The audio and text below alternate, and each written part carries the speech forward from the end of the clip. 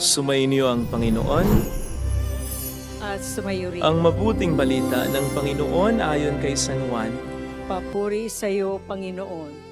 Nang mahugasan na ni Jesus ang mga paa ng kanyang mga alagad, sinabi niya sa kanila, "Sinasabi ko sa inyo, ang alipin na hindi dakila kaysa kanyang Panginoon, ni ang sinugo kaysa nagsugo sa kaniya. Kung naunawaan ninyo ang mga bagay na ito at inyong gagawin, mapapalad kayo. Hindi para sa inyong lahat ang sinasabi ko. Nakikilala ko ang aking mga hinirang. Ngunit dapat matupad ang nasasabi sa kasulatan, ako'y pinagtataksila ng taong pinakakain ko. Sinasabi ko ito sa inyo bago pa mangyari upang kung ito'y mangyari na, ay manalig kayo na ako'y si ako nga. Tandaan ninyo, ang tumatanggap sa sinugo ko'y tumatanggap sa akin, at ang tumatanggap sa akin ay tumatanggap sa nagsugo sa akin." Mga kapatid, ang mabuting balita ng Panginoon. Pinupuri ka namin, Panginoong Hesukristo. Kung talagang alam ni Jesus na ipagkakanulo siya ni Judas, bakit pa niya tinawag ito? Hindi nga po ba malimit natin itong maitanong na para bang may pag-question din sa kapangyarihan at karunungan ng Panginoon? Una, sa kapangyarihan ng Panginoon. Kasi parang sinasabi ng tanong na ito, makapangyarihan ba talaga siya? Kung makapangyarihan siya, dapat alam niya ang lahat. Dapat ipagkakanulo siya ni Judas. Ikalawa, parang ito'y pag-question din sa karunungan ng Panginoon. Kasi parang sinasabi ng tanong na ito, marunong ba talaga siya? Kasi kung marunong siya, bakit parang kumuha siya ng isang bato at pinukpok niya sa ulo niya? O diba? And so in effect, sa tanong na ito ay parang sinasaloob natin o sinasabi natin na kung tayo'y nasa katayuan ng Panginoon, hindi natin gagawin yung ginawa niya. Siguro po ito ang isa sa mga dahilan din kung bakit natapat sa Ebanghelyo ngayon na sinabi ng Panginoon, ang alipin ay hindi dakila kaysa kanyang Panginoon, ni ang sinugo kaysa nagsugo sa kanya. Para sabihin sa atin na mali tayo at tama siya. Na bilang mga alipin niya at bilang mga sinugo lamang niya, hindi tayo po pwedeng mas maging dakila kaysa sa kanya. Hindi tayo po pwedeng maging mas makapangyarihan. Hindi tayo pwedeng mas maging marunong kaysa sa kanya. Naku siguro po isa yan sa mga dahilan kung bakit natapat sa Ebanghelyo ang ating napakinggan na sinabi ni Jesus ang mga salitang ito, na ang alipin ay hindi dakila kaysa kanyang Panginoon, ni ang sinugo kaysa nagsugo sa kanya, para iparealize sa atin na tayo ang mali at hindi siya, sapagkat bilang mga alipin lamang niya, bilang mga sinusugo lamang niya, hindi tayo po pwedeng mas maging makapangyarihan kaysa kanya. Hindi tayo po pwedeng maging mas marunong kaysa kanya. Kaya sa halip, na-questionin natin ang naging desisyon niya na tawagin si Judas. Ang questionin natin ay kung bakit nasa sa loob natin na hindi natin gagawin yung ginawa niya kung tayo nasa kalagayan niya.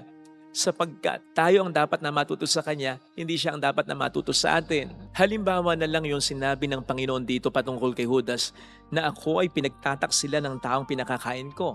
Which by the way, ay hindi lamang simpleng pag-share ng pagkain, kundi pakikisalo sa buhay. Yun ang ginawa kasi ni Jesus kay Judas.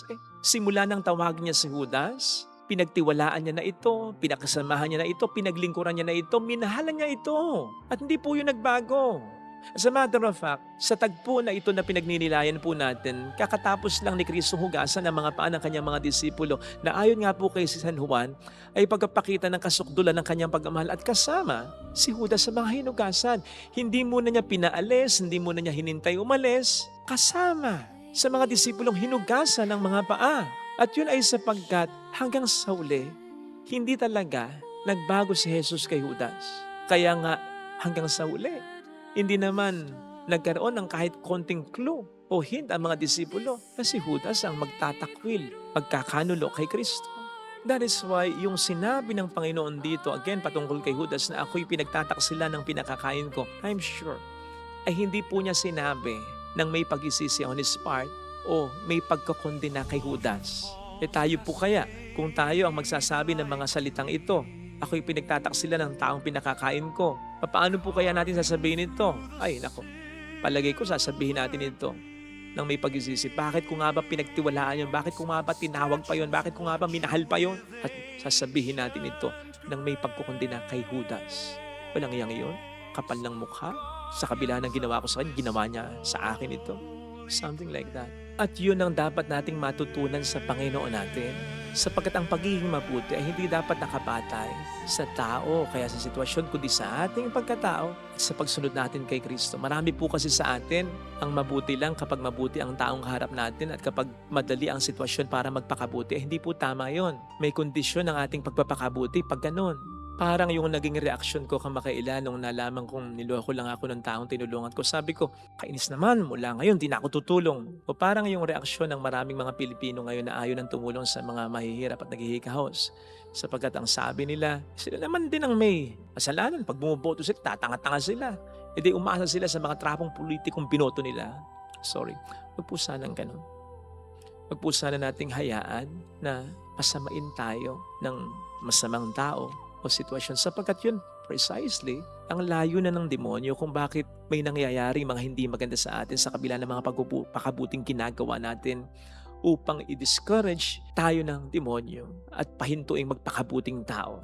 Kaya naman ang sabi sa atin ni San Pablo, di ba? Sa Romans 12:21, do not be conquered by evil, but overcome evil with good. And this basically includes choosing still to be good always, although people and situations around us are not good. Katulad ng pagmamahal ni Jesus kay Judas na hindi nagbago. Katulad ng kanyang pagiging mabuti kay Judas na hindi nagbago kahit katiting ang intensity at ang quality hanggang sa uli.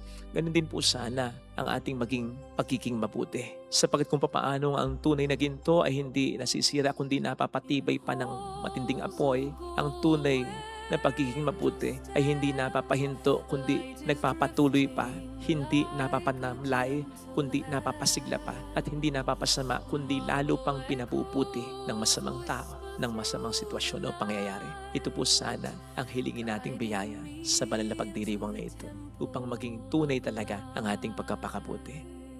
Amen. Ilagay natin ang ating kanang kamay sa tapat ng ating puso.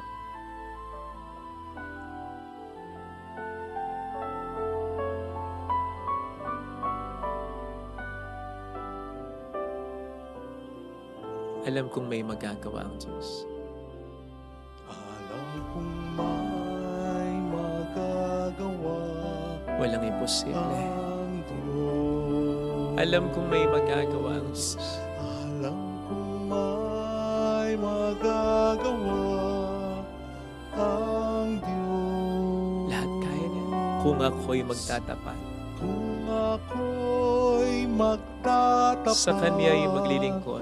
Sa Kanya'y maglilingkod. Alam kong may magagawa ang Diyos. May magagawa Huwag kang mapayag ang Diyos. na baguhin ka ng sitwasyon, ng pangit na sitwasyon, ng masamang sitwasyon.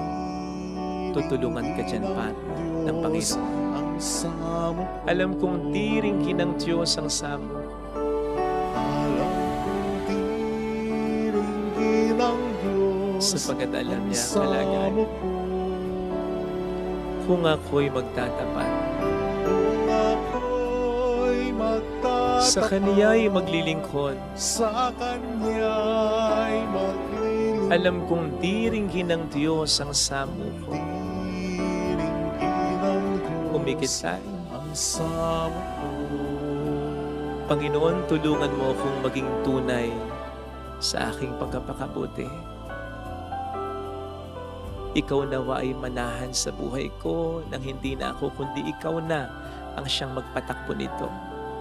Makasunod nawa akong lagi sa kalooban mo at hindi kung ano lang ang aking gusto. Tulungan mo po akong maging matatag sa mga problema kong nararanasan. Huwag nawa akong pasamain ang mga masamang nangyayari sa akin. Tulungan mo ako, Panginoon, na maging tulad mo, nagmamahal kahit sa mga sumira sa iyo. Hallelujah. Hallelujah! Hallelujah.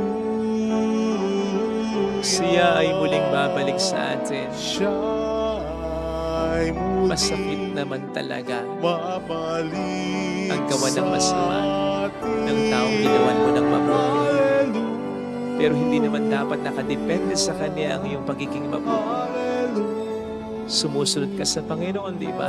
Gusto mong tumulad sa Kanya. Yun ang grasyang ibinibigay niya. Kaya mong maniwala ka. Mayroong magandang mangyayari. Mas titig ka ng kamulihan mo. Mas hahabang pasensya mo. Mas magiging totoo ang pagkapakabuti at pagkamahal mo. Kung lalapit ka kay Jesus, hindi mo talaga kaya mag-isa.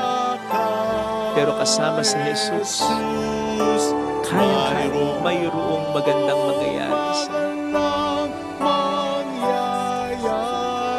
Huwag kang huminto sa pagkapakabuti. Ano man ang mangyayari. Nakikita man o hindi, pinararangalan man o hindi, ginagantihan man o hindi, ituloy mo ang mga mabuting ginagawa mo. Papuri sa Ama at sa Anak sa Espiritu Santo, kaparan sa una-una, ngayon magpakilanman magpasawalang hanggan. Amen. Pag-aan. Thank you for watching. Please like, share, and subscribe.